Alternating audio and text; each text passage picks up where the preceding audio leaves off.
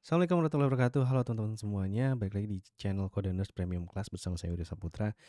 Dan kali ini kita akan coba untuk belajar tentang number ya teman-teman. Sebelumnya kita belajar tentang tipe data dan ini kelanjutan dari tipe data. Jadi number itu dibagi menjadi beberapa juga ya teman-teman. Ada yang namanya integer, kemudian ada yang namanya hexadecimal number, ada juga yang namanya big integer gitu ya. Jadi banyak gitu ya. Dan kalau misalkan di programming language lainnya itu seperti PHP itu dibedain ya antara integer, floating gitu ya. Atau mungkin bahasa C juga dibedain gitu ya. Nah, kalau di JavaScript ini hampir semua sama. Jadi kita ngebedainnya nanti itu based on kita mengerti sendiri ya. Kayak misalkan ini lebih ke integer number, ini lebih ke octal number, ini lebih ke hexadecimal number gitu ya. Dari polanya kita lebih mudah mengerti gitu ya. Nah, sekarang kita akan coba langsung aja buka Visual Studio Code teman-teman. Ini materi yang sebelumnya ya, kita coba buat lagi di sini new. Kita akan coba buat materi 4. Materi 4 yaitu tentang number, teman-teman.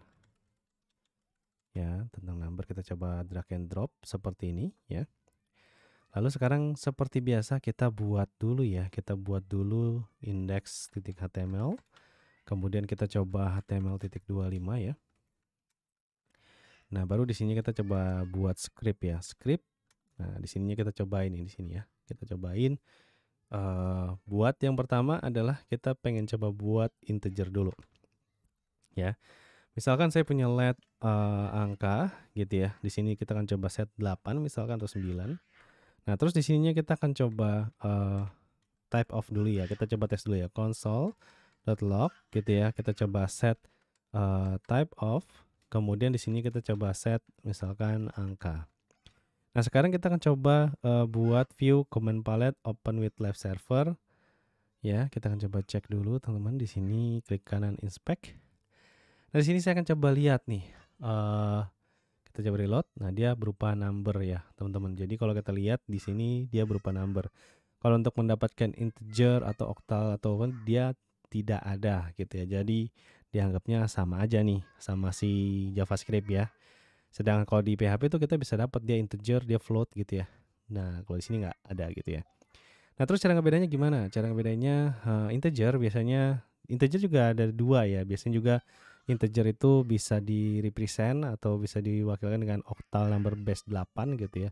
Atau hexadesimal, teman. Bentukannya seperti apa sih? Ini jarang banget sebenarnya, jarang banget diimplementasikan gitu ya.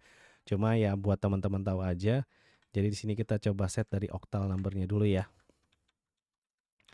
Octal number atau bilangan basis 8 ya.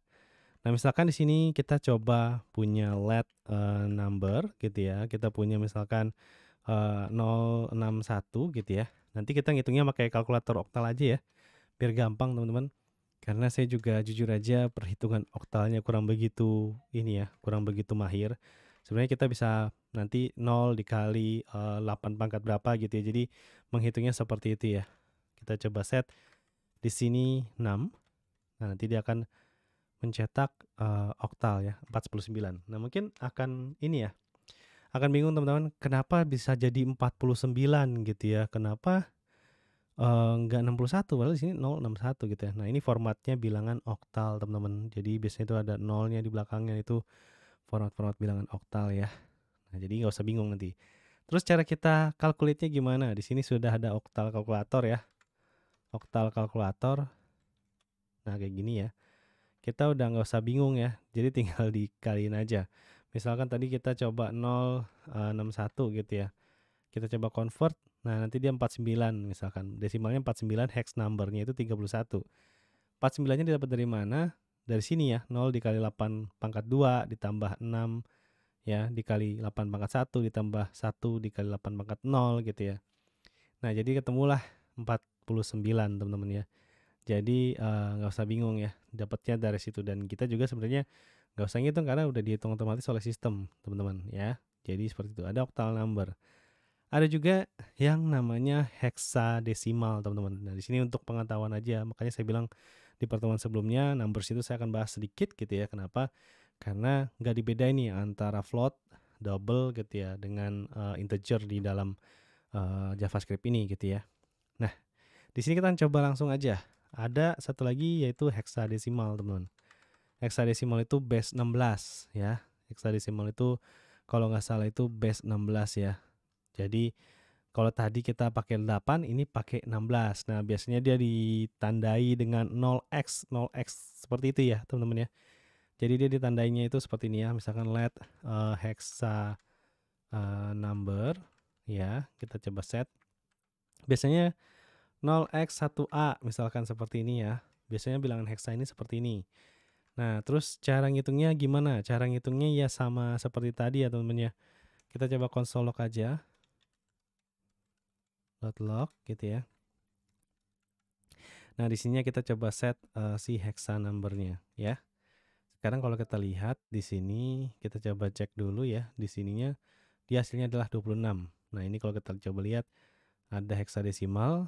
Di sini kita coba tadi 0x1a ya. 0x1a.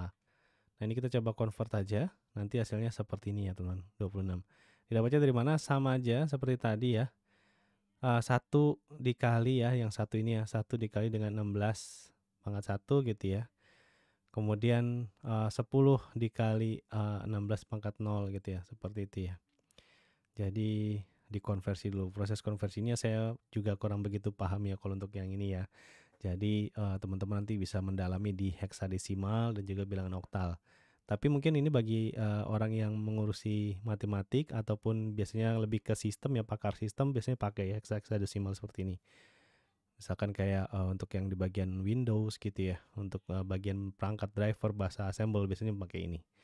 Gitu teman-teman ya. Oke. Nah, terus kita coba lagi ya. Di sini kita juga mengenal yang namanya float ya. Kalau float ini ditandai sama apa? Float ini ditandai dengan koma. Jadi kalau misalkan teman-teman ketemu koma, nah itu adalah bilangan float ya. Misalkan kita coba set float number 10.8 gitu ya. Nah, jadi seperti ini dia untuk membuatnya ya. 10.8. Nah, biasanya kita pakainya floating number. Nah, di sini kita tinggal console.log. Hasilnya akan sama biasanya. Float number ya. Kita coba cek dulu. Hasilnya dia akan 10,8 juga ya. Jadi akan sama seperti itu. Nah, tapi ini juga kita bisa coba set ya. Misalkan kita mau coba set nih ya. Misalkan di sini kita pengen coba set 3,14 misalkan. Dari misalkan kita coba set dulu, ini masih float ya. Left P misalkan P number 3,14 ya. Misalkan di sini kita coba 314 seperti ini, teman-teman. Nah, ini bisa kita set misalkan E-2 seperti ini ya. Kalau misalkan kita ketemu E-2 seperti ini, nanti kita coba cek ya. Console.log ya. Di sini kita coba set misalkan P number. Nanti hasilnya akan berapa? Hasilnya akan 3,14 ya. Jadi E-2 itu jadi nolnya dikurangin 2 aja, komanya ya. 1, 2. Langsung koma gitu ya, teman-teman. Jadi nggak usah bingung ya. Oke, teman-teman semuanya. Gimana? Saya harap mengerti ya, gampang ya.